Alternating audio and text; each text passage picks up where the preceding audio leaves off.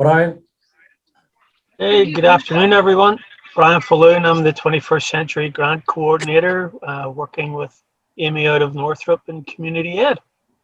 Rachel.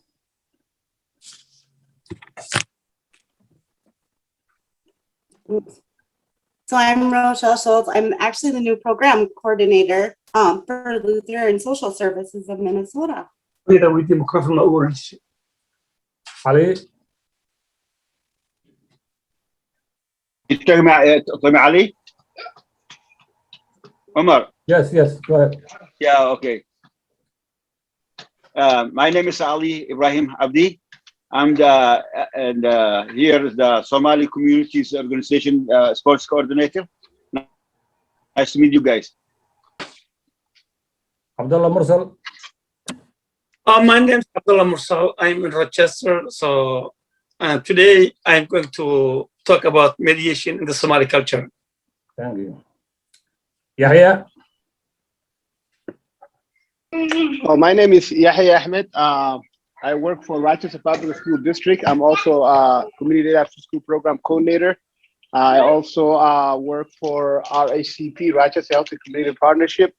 I am here to learn. So I'm here. Ahmed Osman.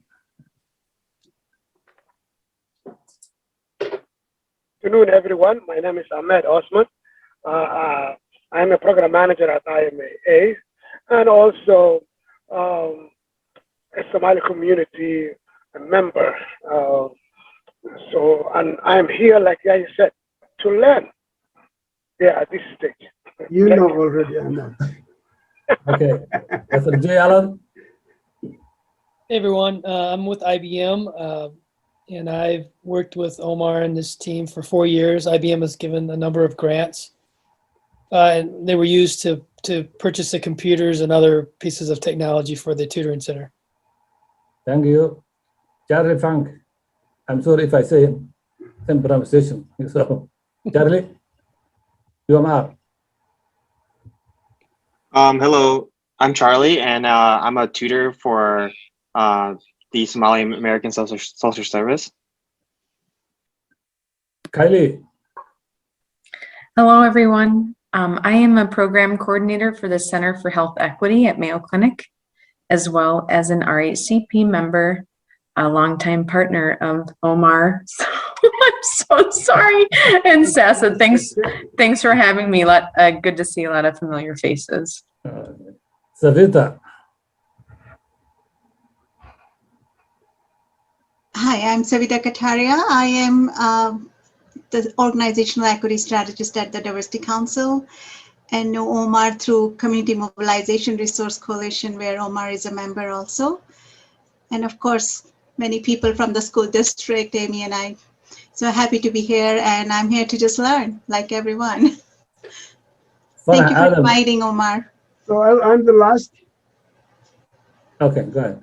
Okay, I'm the last. Just put me the last. Okay, go ahead. Christine Block. Oh, hi, I'm Kristen. I'm the Learning and Research Coordinator at United Way of Olmsted County. We're happy to partner with SASA, and so I'm here to learn today. Thanks for inviting us. Okay. Senia. Hi everyone, I'm Zeni Ali with United Way and Creative Career Administrative Assistant, and I'm here to learn. Ahmad Sugule.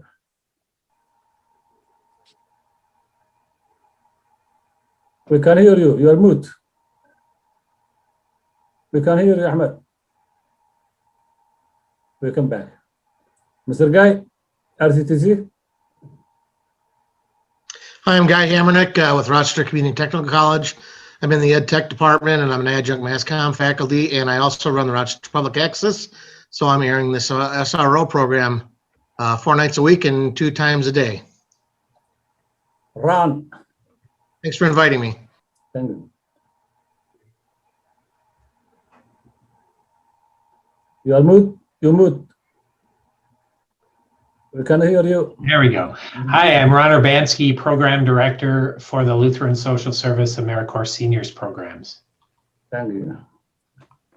Billy Axon. Hello, my name is Blaya, and I am a student at the University of Minnesota, Rochester, and I am a volunteer tutor for SASA. Thank you. James. Hi, I'm James Knudsen. I am a teacher at John Adams Middle School, and I'm excited to be here to learn as well. Chinese Kelly. Maybe I'll say good. UMR. Hi, my name is Cheyenne. I'm also a UMR student and a tutor for SASA as well. Thank you. Jenna.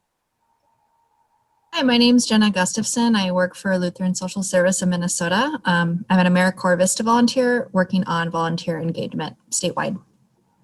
Thank you.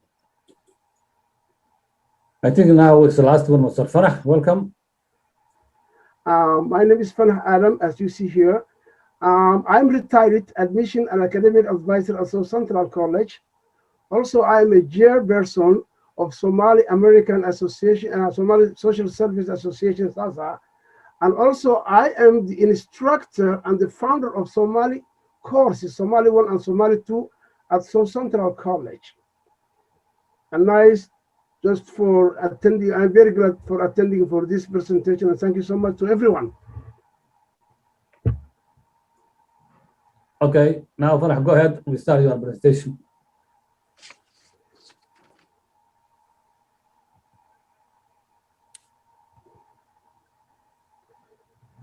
So the topic that I wanted just to share with you and just to get your idea for your feedback, and also is about marriage and the family value in Somali community or Somali people or Somali society. And this topic, matter of fact, just maybe I will miss some points because just it took me for preparation was in 10 days.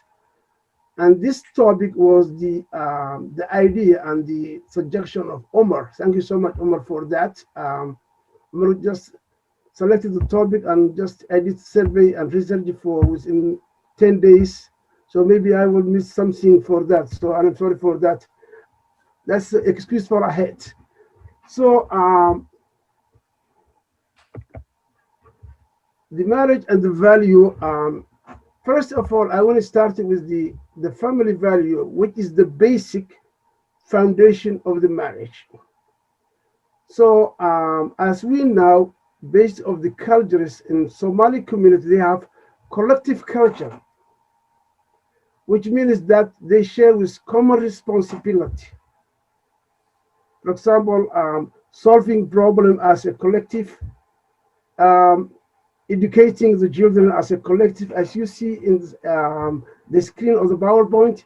For example, I took an example for if you see a child doing something wrong on the street or something, any elder Somali person have a right to educate and teach that child in the right way.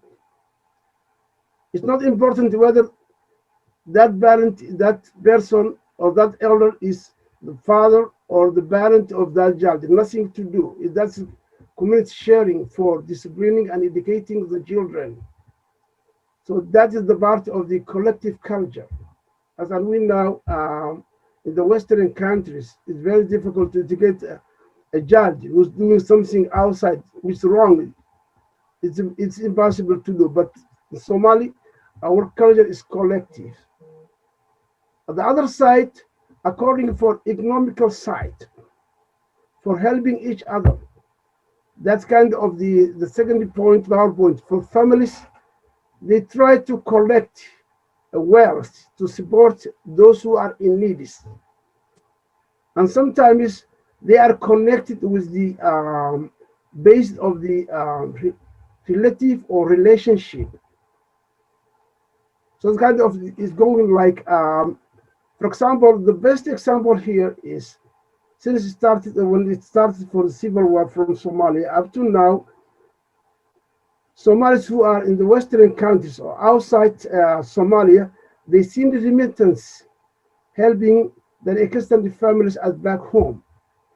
And this kind of the collective culture, that kind of makes to people to be collective. And moral effect, sometimes there's a side effect in collective culture. For example, based on my research and my understanding, the side effect for collective culture is just for it teaches the use as laziness. For example, when I finish my high school, if I don't want it to work, I can go to one of my relatives' house and just live whatever I like, 5-6 years, eating, getting everything, and my relative will never ask me to find a job or do something, because it's kind of cultural issue to talk for your son or your relative to say, okay, go find a job, something like that. So in that way, if I get my accommodation for everything, I get my clothing, everything, showering, so I don't have any problem. I'm going to find a work. So that is the effect that have for the collective culture. According to the individual cultures, that means you have to account yourself. And some community for individual culture, even parents will not account for their children to get some money or some support, economical side. So in that way, what I'm talking for, building the future of the person, individual is not bad, but this is kind of the culture which living together and eating together and socializing together and solving the problem together. And that's one of the most important in psychologically. If I feel something in myself, a problem, if I hide that problem and just for myself, maybe finally I would it will be making stress, and maybe that's psychologically it will affect me. But when I relax myself and just talk to my friends and everything and tell my problems, and just maybe they will help me to solve the problem.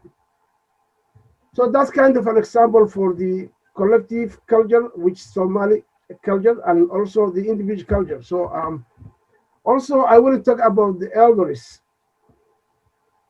So our elders are very respected and are given the first priority in the community. So through the society, the elders are the first respected people, and also in-laws, father-in-law, mother-in-law, brother-in-law, sister-in-law. In-laws are very respectful among Somali community, and their words are highly appreciated. And even if my brother-in-law come to my house, I have to respect him and give him the highest respect. So also, if we're talking for like an elders, how they are respected, if an elder ask a child that he does not know, never, to do something for him, the child has to obey and do that work for the elder who asked him to do these things. So it's kind of the connection and the respecting for the elders. Also, the elders are decision making, and they make the final decision of the family, even if they are aged. Because as we know, Somali culture, when the parents get old, they are taken care with their children and grandchildren. They never be seen to home care. So while they are aged, still they are the leaders of the community.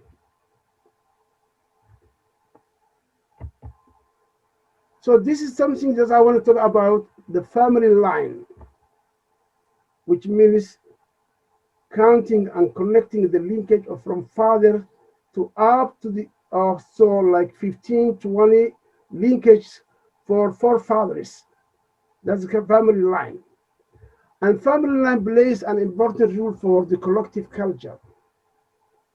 And family line is the important point that builds the connection of the community, of Somali community. Like a Somali family is important for the life and also the basic support of the network. Just let me move this one here.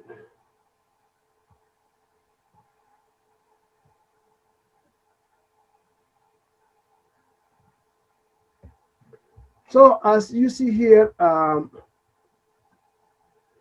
the family itself is referred as expensive. So what it starts for the family, for the line, it starts for father and the children, and then it goes like the kingship, the relatives, and the relatives goes to the sub-clan and tribe.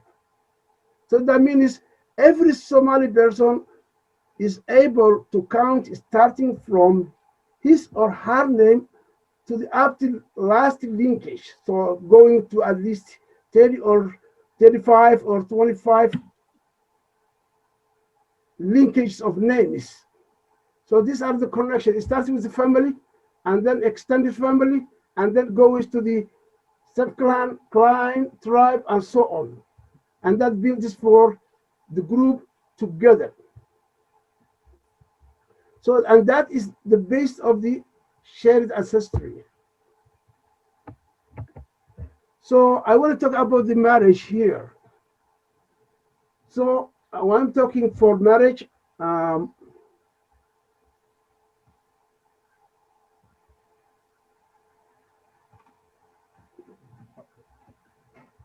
so first of all, as you see this picture, this is the nomadic culture.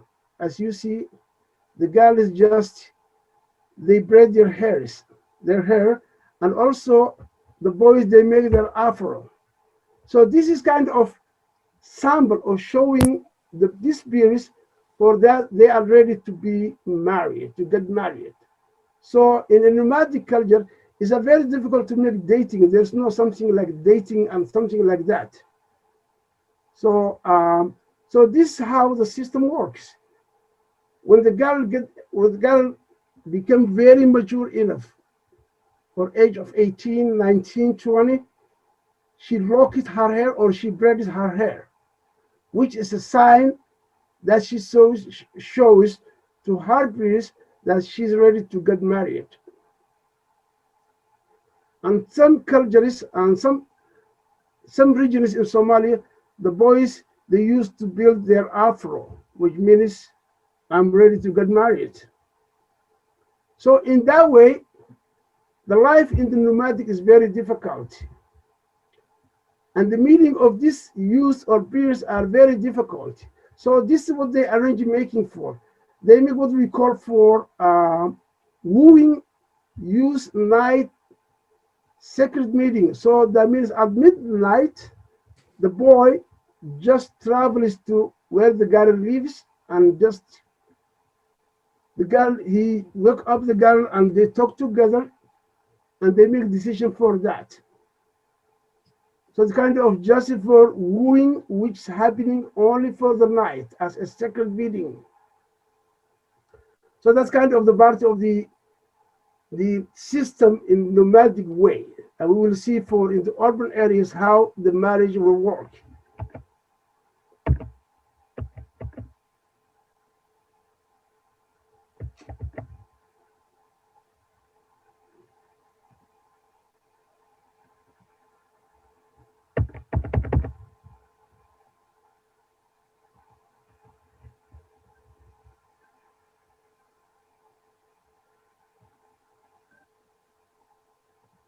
Okay, so when I come to the marriage, okay, in generally, in Islamic religion, encourage a man to get married if they can able to handle the responsibility.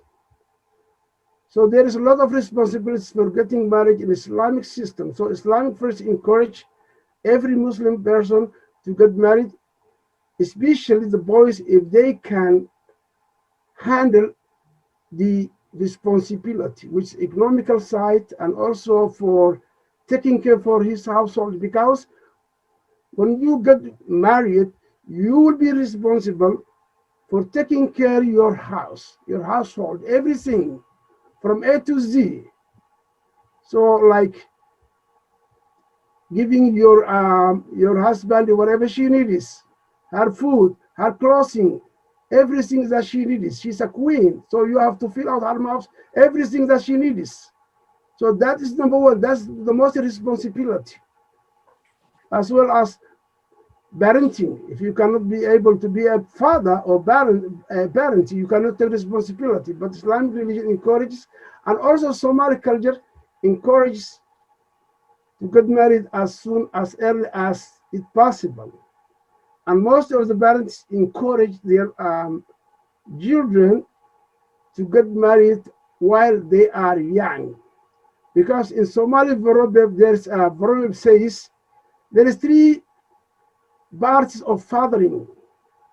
So in Somali we say, walal kisdale, will kisdale, iwat kisdale, which means father of his brother, father of his son, and father of his death. That means, what that means, your final days of your death. Okay, so this is kind of three sections. When you get married, like from age of 18 to 20, your son or your daughter will be look like your brother or your sister. When you get married, like age of 40, 35, 40, 45, that means you are a father of son. So your son will be like your son. But when you get married, like age of 55, 60, that means, okay, that's your final days. That's called it father of the death. So these are the three. So that's why Somali parents encourage their children to get married as soon as possible. So this is system how it works now. So sometimes it happens a girl can get married for another clan, another tribe, and that she absorbs and just assimilates with that tribe's culture. The culture is very same. But my point here is the girl never changes her name forever. Still, she's linked with her parents' name. So like in Western system, as you know, when the girl will get married, okay, she will move the last name with her husband. So that's kind of system, how system works. So, but in Somali culture, girls, they will keep their original name for the father linkage. And that builds still the collective culture of the society. Okay, so this is kind of, so based on my understanding, I took three types of marriage. There's three types of marriage, and I will go one by one. The first one, as you see here, eloping or to flee, to run away. So this is a kind of an old system. It's not working. It's kind of stealing someone's child. So, so now this kind of is kind of old system. We're talking for grandparents, something like that. So maybe our father is some of maybe it's happiness, but this kind of old system. So eloping it's happiness. That means the girl and the boy, they make a secret meeting and then they run at midnight and they go to a distance which far away from their area, and they will get married through the blessing of sheikh or imam according for Islamic system. So this system, when they get married, they will be get back to the area or to their home, and that is kind of and then the boy's family will go to the girl's family and they pay some money. It's called excuse money, or in Somali we call bojibis. That means they pay some money back to the girl's parents and say, okay, we are very sorry, our son made wrong. Okay, he just fleed your daughter for that kind of use, so we are sorry for that, and this is ever excuse money. And then they will sit down and talk about the arrangement of the marriage. So that is, but this system now is sold it out. It's out of the scope.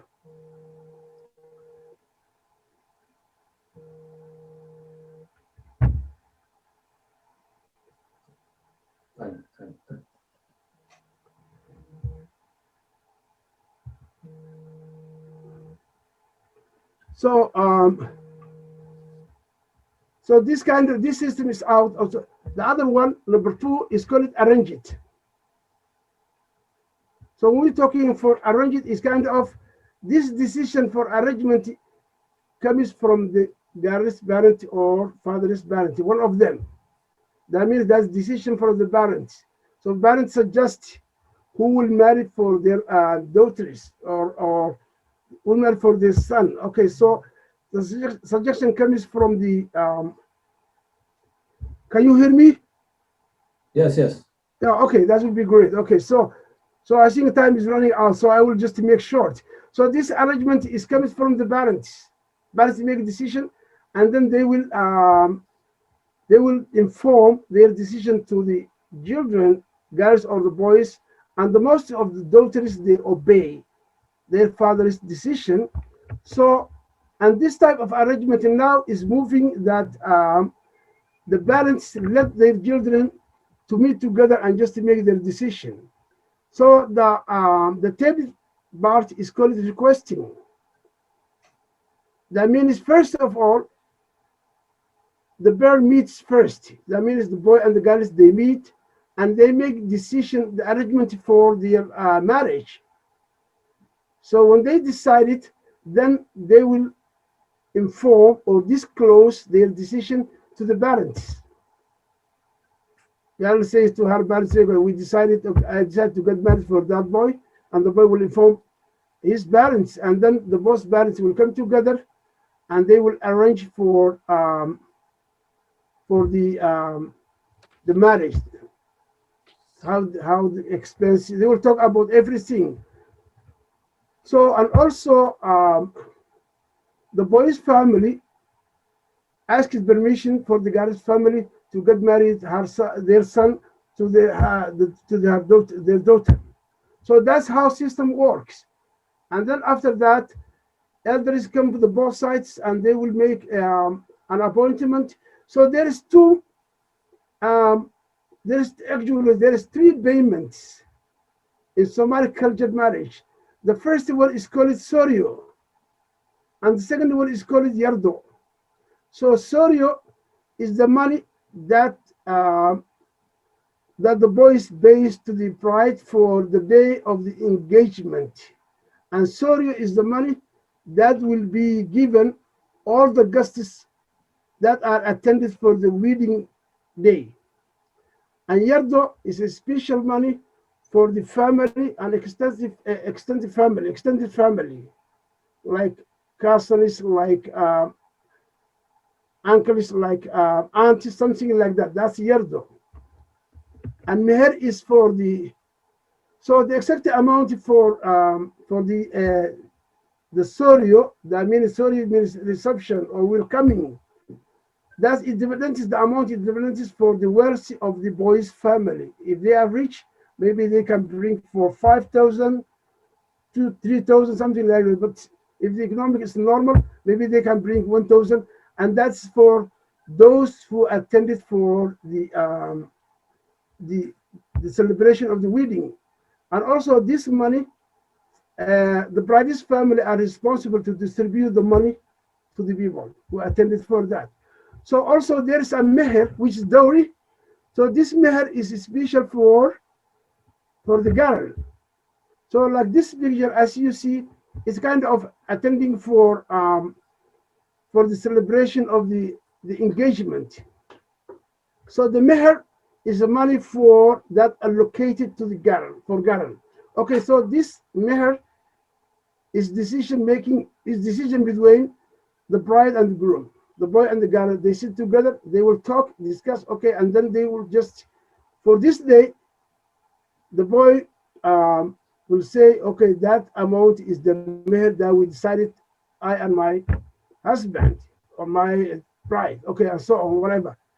So that's the meher, and meher is for the girl, wherever it goes. Meher, sometimes it goes 15,000, sometimes it goes 10,000, 5,000, whatever they decided, the couples. Okay, so so after that, they will be making ready for preparation for after engagement. There is a traditional lunch or dinner that all attendants will eat.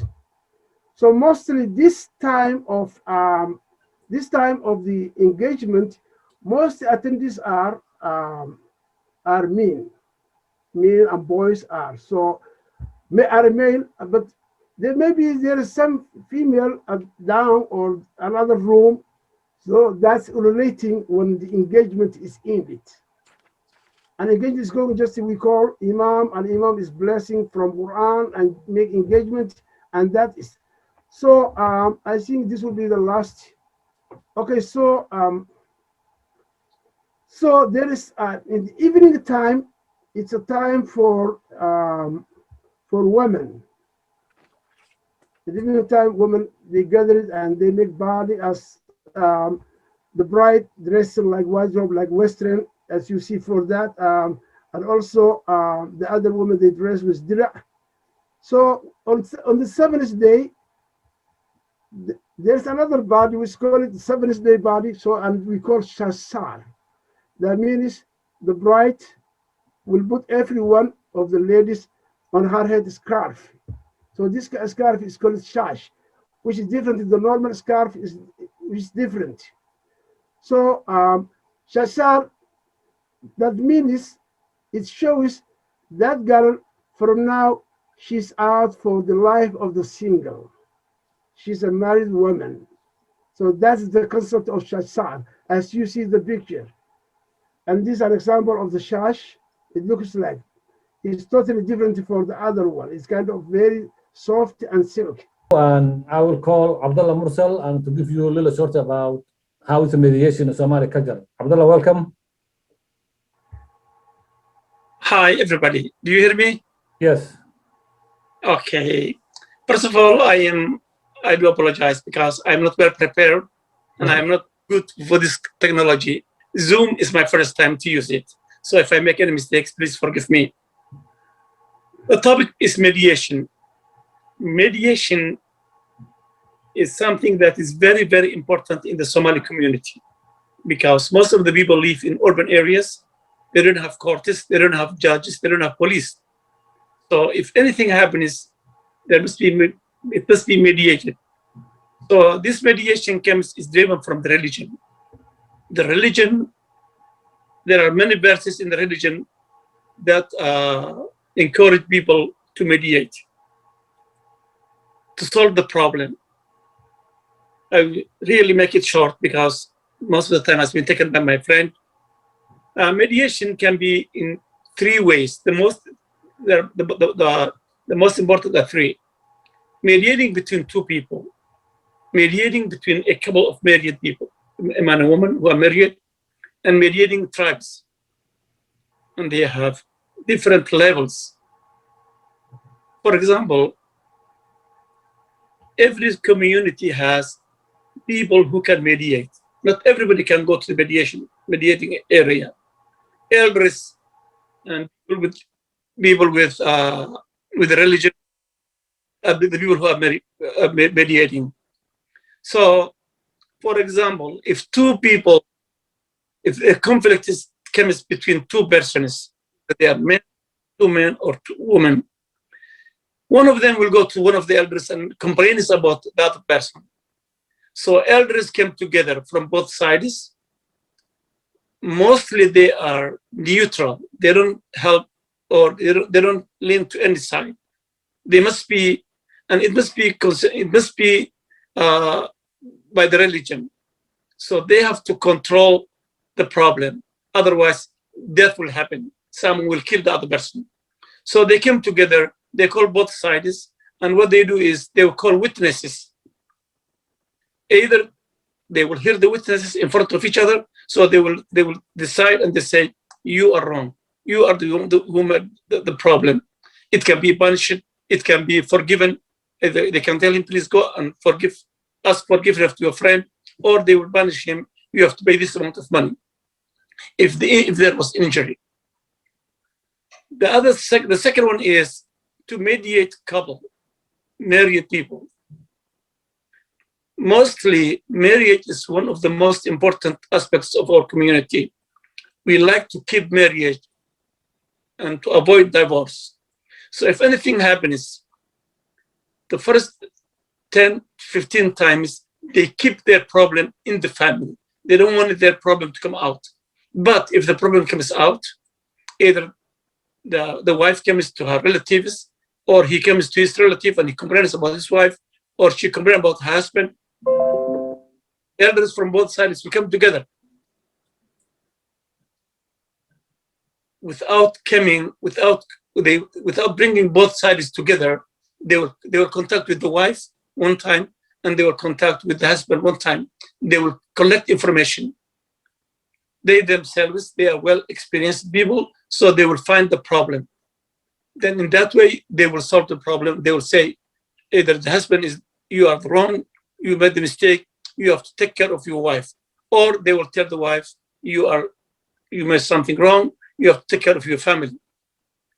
And sometimes, if there is no solution, they will decide divorce. And that is part of the religion. The religion says, if both sides cannot be solved, these two groups of people, elders, must decide and make decision for divorce. The most difficult one is the one between tribes. First, why tribes fight with each other? It can be land, it can be water, it can be animal, it can be anything. The most difficult one is the one that started with women. If a young man either injures or makes it difficult or problem with a woman, because the most valuable person in our community is the woman, especially when it's a girl or when it's a mom. The most respected person in the community is a mom. I tell everybody when I came to the Western countries, I explained to them. Then if two tribes fight each other, sometimes they kill, death happens. So a third party, different tribe comes inside them. They will move the people who fight each other to make distance between them, or they will stay between them. They will go to under the tree. They will call many people. Most of the elders will come together because there is no court. It was, even now, we use it in this century. Even we use it in Rochester. I am one of the mediators in this city. Amor knows that. Because sometimes a wife comes to me and she complains about her husband because she knows that I'm an elder and I can solve her problem. Then I have to go to the wife, I have to go to the husband, I have to collect some elders, and we have to solve the problem instead of going to the police, because if it goes to police, no solution, divorce will happen. But we solve the problem. Sometimes when a case goes to the court, we used to go to the court, we talk to the judge, can you please give us the case back to us, because we are the elders and we can solve it. Many, many times we solve the problem and we take out the cases from the police and from the court. Then sometimes when someone is killed from a family, because sometimes they do the revenge. This family killed one person, they go there and they kill two, they go back to 3, 4. Sometimes it goes to 40, 50 people dead because of one person. So elders are responsible to stop this killing and this revenge. As the religion says, and because most of our cultures are driven from the religion. So the life of the person, if killed, the other family will pay 100 camels.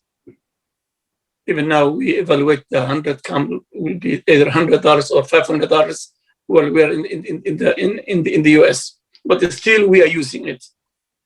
In order to avoid revenge, sometimes when the problem is solved, what will happen is the relatives of the killer, they will advise the other family to marry from them. Because when marriage happens, respect comes in. They will respect each other. So it happened before, and I saw some families. Yes, I heard that this lady has been married because one of her relatives killed another person, so she has been married in that way to avoid any revenge or any conflict in the future. When that happens, that will be the end of the problem. And because of these elders, they are in the family, they are religious, they give consultation to the people, especially the young people, because most of the problems are created by the young people. The other problems that cannot be solved is when something happens from a family. For example, one guy killed another guy.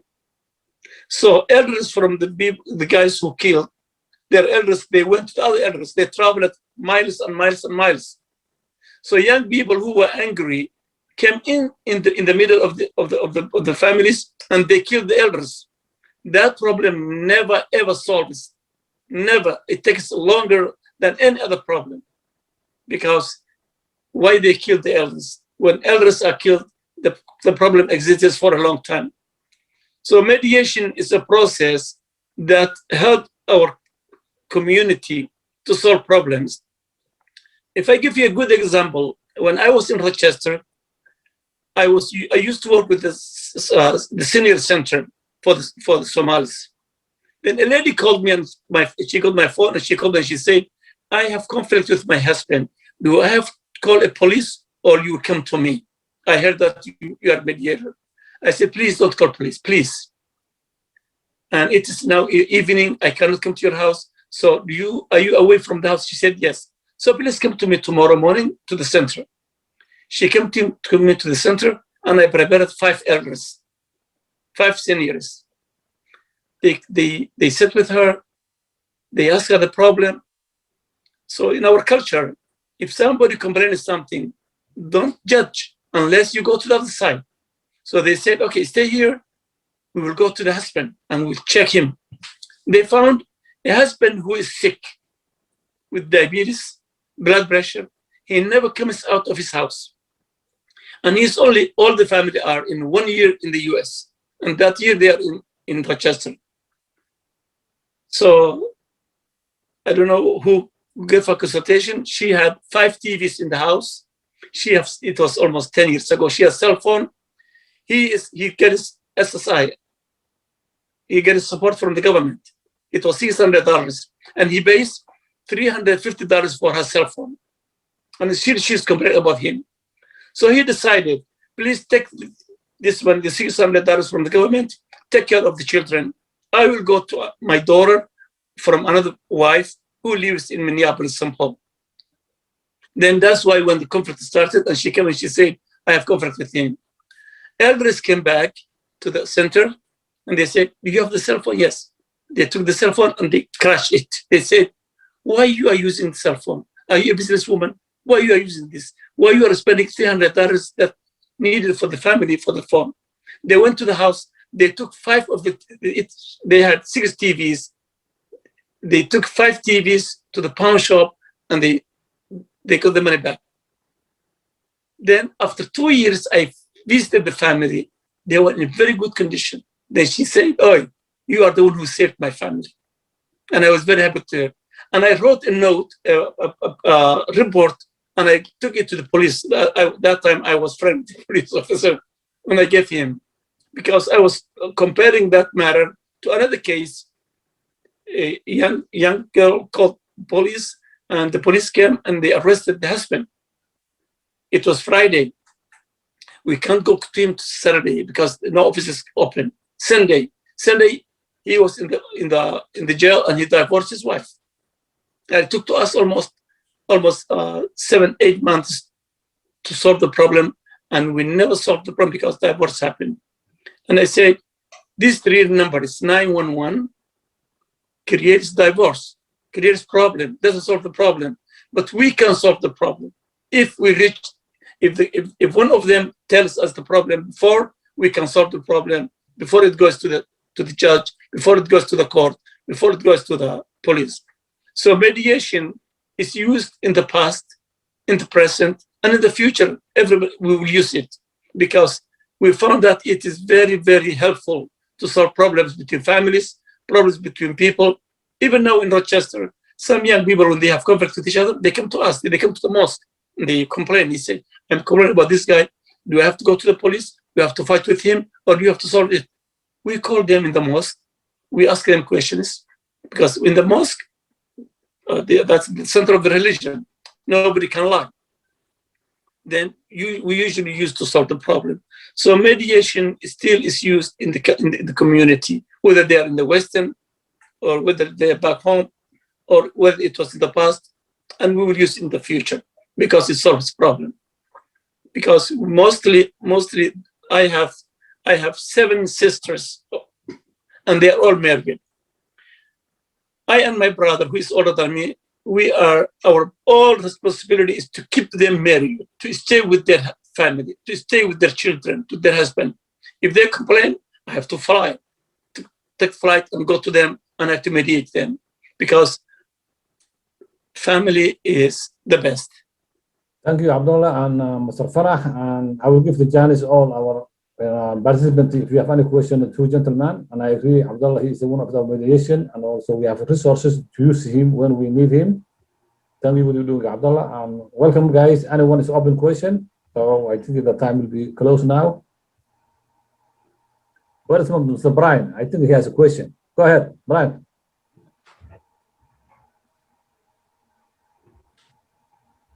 Yeah, I kind of just typed it in. I was just wondering what, again, going back to some of the comments that were made. I like the mediation model. I think that's a really cool way of dealing things. There's a tendency just to run to the police and let them solve all our issues, but that model sounds really, really good.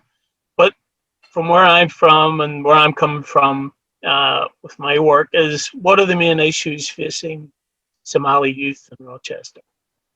So what do we see as the issues facing our young folk, or your young folk, I should say?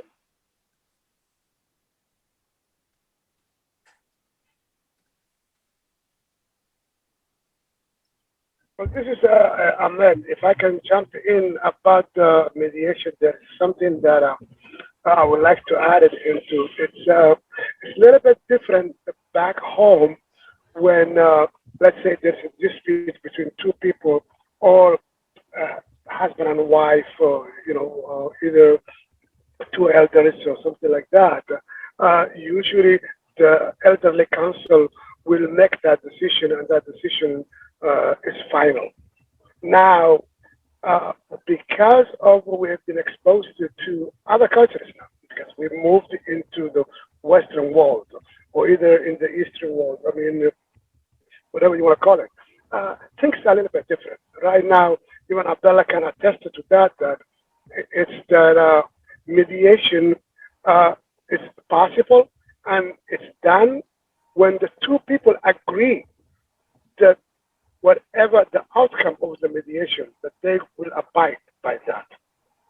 So it's different. Where back home, but the elderly council will have the upper hand, and no one can say. I mean, regardless whether you still feel that you are, a victim or what, it doesn't matter. It's because back home they usually look at, especially when it's a husband and wife, they will look more about the family rather than the individual. So for them, their main goal is that to keep that family united, to keep that household intact. So divorce is the last resort. So they try to not to finalize that. And usually the elderly, they don't like to see the case end up in divorce, because it's a kind of shame to even be in a place where 2 people agree to divorce. But here, like, let's say in the United States, it's completely different. So for the mediation to really work, the 2 individuals, whether they are related or either they are 2 different people because of a dispute of money or whatever financial thing, they have to agree to the outcome of the mediation before the mediation starts.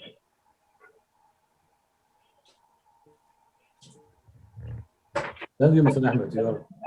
Yeah, I think that's important, Ahmed, as you say, that there's an agreement up front as to how it's going to resolve. Yeah, or who has the final say, kind of thing.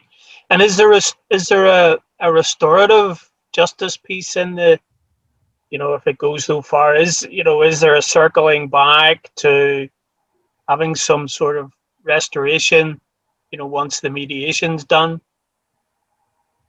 I know Well, there's yeah, I mean, when it's the two people, the two individuals, they agree to the outcome of the mediation, whatever the outcome is, that they will abide by that. I mean, and sometimes if one person is not able to fulfill, that outcome, he will also get the backing of either his clan or friends or either the community. They will chip in, trying to restore the other, party.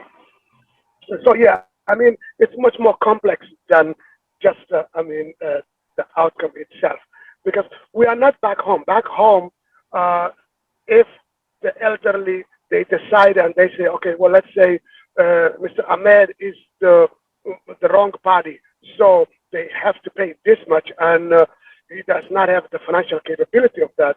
The tribe will come in and pay for everything. So the tribe is more like an insurance. Let's put it that way.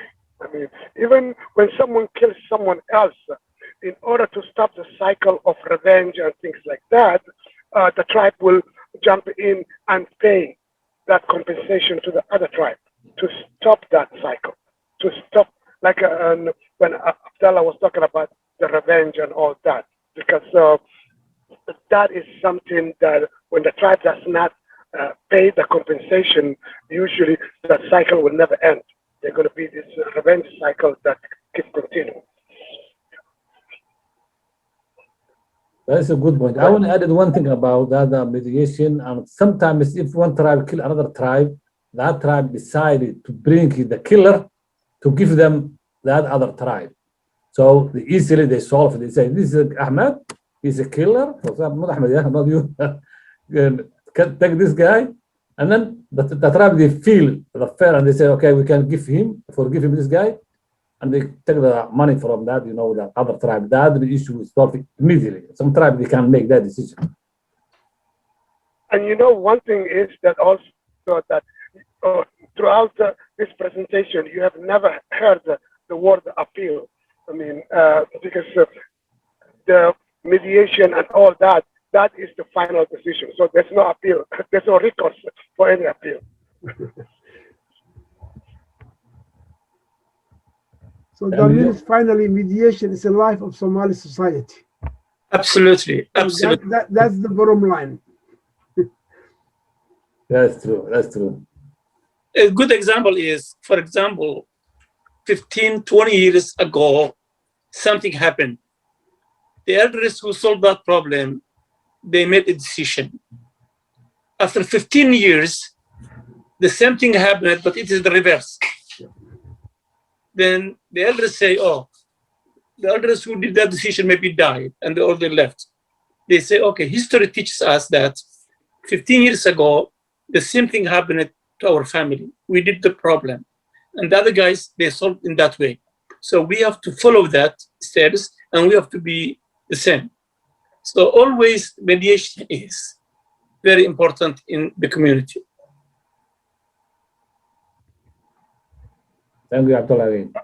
Yeah, well said. I mean, most of you guys don't know that, but I mean, I happen to know, a long time ago, Abdullah's father was a chief judge. So the system used to be final. He left from him, Yes. Honestly, I was 6, 7 years age because one of the marriage that the other guy mentioned was the couples, they come to him and he tells me, bring your pen and your paper from the school. Then he writes the marriage. So I memorized all the steps that you do for a long time. Yeah. And one other thing that I would like to mention is that both Fana and Abdullah, they said that the most important member in the family is the mother. And it's considered a shame when a man mistreats the wife or, the mother of the children. And what happens is that usually the tribe and the relatives of that husband, they will pay a dear price. I mean, they actually pay double sometimes, if they mistreat that wife. Because of when you get married with a woman from in the Somali culture, and she is from a different during at the when the marriage is being celebrated and all that, that yes, she is your wife, but her blood belongs to us. So don't forget that. So that means you cannot mistreat a woman. You cannot hit her. You cannot kill her. If you do that, then the whole tribe pays a dear price.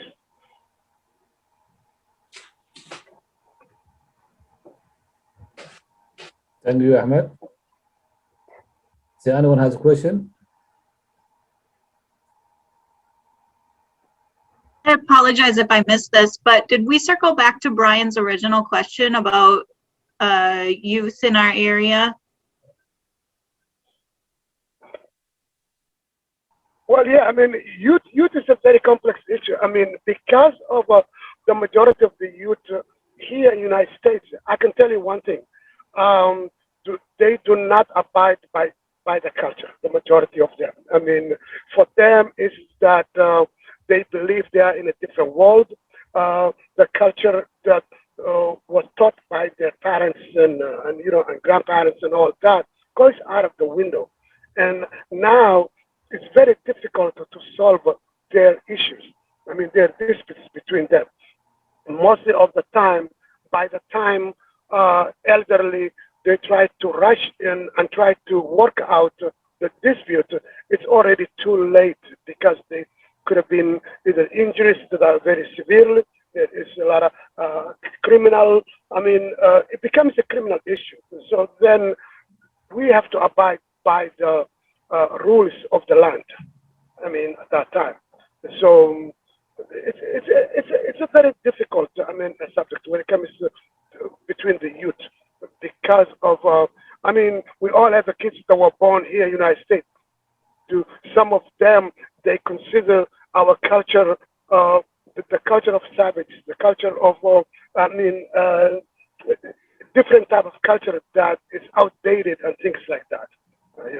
And sometimes there's also that misunderstanding between the older generation and the youth, because of the older generation still is attached to their culture, to the native culture and all that. So it's a very difficult and touchy subject. When it comes to this between the youth. Yeah, I was kind of interested in the kind of, again, obviously with the collective culture that you have in the family and the extended family and all the way out to tribes against the kind of very much individual culture as it is here. I would have grown up, not maybe quite to the extent, but certainly when I was young, we'd have spent as much time with my aunts, uncles, cousins, grandparents, and so on. And that then embedded you in an extended family, and you could go even as an adult, talk to your aunts and uncles or whatever.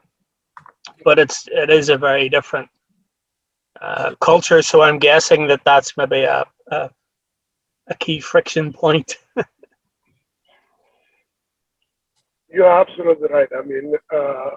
It's just we are in a different era, in a different world, and sometimes, especially when you are a young man that was brought into this country at a younger age, or either you were born here, it's very difficult for them to understand that. Most of the time, they are confused.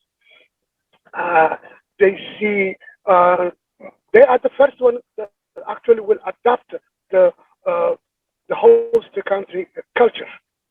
Because they see as a form of liberation, and that they mostly of them. When I talk to even my kids, they're not kids; they're already grown up, over 20, all of them, and they will tell you that don't forget about it. This is there is a law in this land. Well, I'm saying yes, there is a law, and even where we came from, there is a law. but it's written in a different way. I mean, it's just like Abdullah said. There are no court systems that will really try, to fix those disputes. There's no civil court, there's no criminal court. Yes, unless you live in the main city, but the majority of the Somalis, they live in the inland, the so-called nomads and things like that. So it's very difficult. So these kids have not been exposed to that type of culture. It's all about what they're learning from the mother and father or grandmother or grandfather that's over here. But that's just, it's a chemist as a storytelling, it's a little bit different, So it's very difficult for them to learn from that. And most of the time, they are confused. And also, the majority of the parents, they lack the patience of explaining to them and trying to actually teach them. Because we have to look at ourselves. Sometimes we say that, why is he talking to me like that? This is my own son. He cannot talk to me like that because we come from that old culture of respecting the elderly.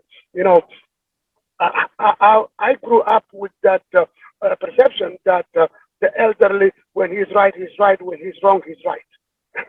So it's different. Here, you will see like my own kids sometimes telling, my mother, their grandmother, grandma, that's not the way it is. You're wrong about that. I would never dare to say you're wrong to my mother.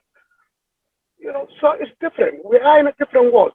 And it's going to take at least a couple of more generations to really understand and be on the same page.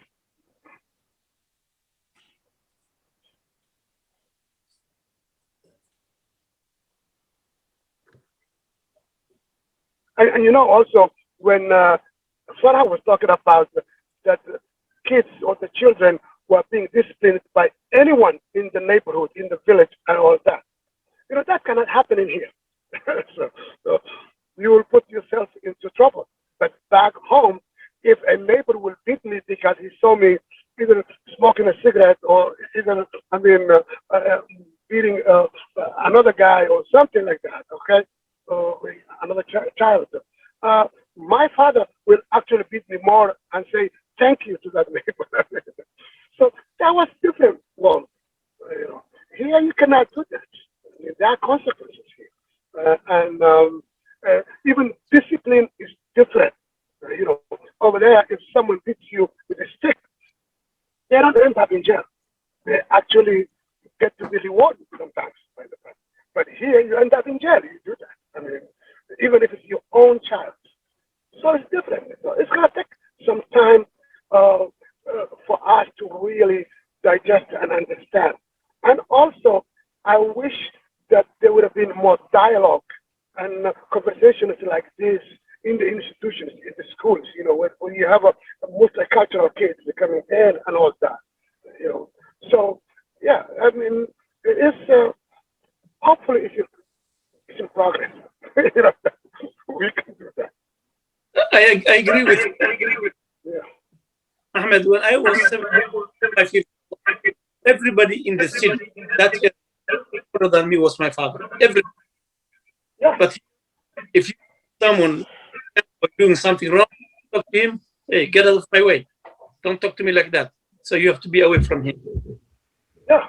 And Abdullah, if you remember, when the first time our parents, they took us to school, the first thing that they will tell to the teacher is that you can discipline him the way you want it.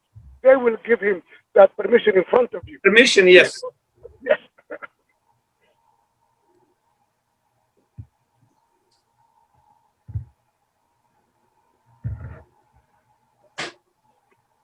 Thanks, Amir. I really appreciate that. Okay, And Abdallah, thank you. Yeah, Yeah. thank you for your time. Oh, now 7 o'clock. Thank you for your time, everyone. I appreciate your time. And we continue on our next each quarter we do one event like this, and hopefully the other will be June. Or we will contact you that time if the time allows us. Thank you again, all of you. Thank you very much. Abdullah and Ahmed, thank you. Thank you so much. Thank you, Omar, for hosting. Awesome. Thank you, everyone. Well, yeah, I mean, I think the next time also, Omar, if I may suggest it, is that if we could collect, the questions ahead of time, and then we can prepare and answering them. You know, that's something that we could do. Yeah, so you're right. You can do ahead, yeah. So Okay. prepare for everything before, yeah. Thank you. Omar, you can ask the people what topics they need most, because we can prepare any topic. Sounds great. That sounds like a plan. Now I ask you, Brian, what topic you like next time? What do you think, Brian? Oh, me? Nothing like putting me on the spot, Omar. Yeah, I mean, again, you know, I think what we've talked about is really, but I really, again, from my perspective, I really want to dig into the young people and see how through the programs that we're partnering with you, Omar, and there are other partnerships, obviously, you know, in this gathering, how can we bring those partnerships and coalitions to better help our young Somali people and our youth generally, but you know, in this particular forum, them obviously, Okay. We'll our Somali youth. Okay, before we selected the topic, I will contact you, Brian, and then we can discuss that one. Okay. Yeah. Come out with one of the best, and we have some, you know, resources they can do. Any one presentation they need, like Abdullah and Fana and Ahmed. Yeah. Yeah. So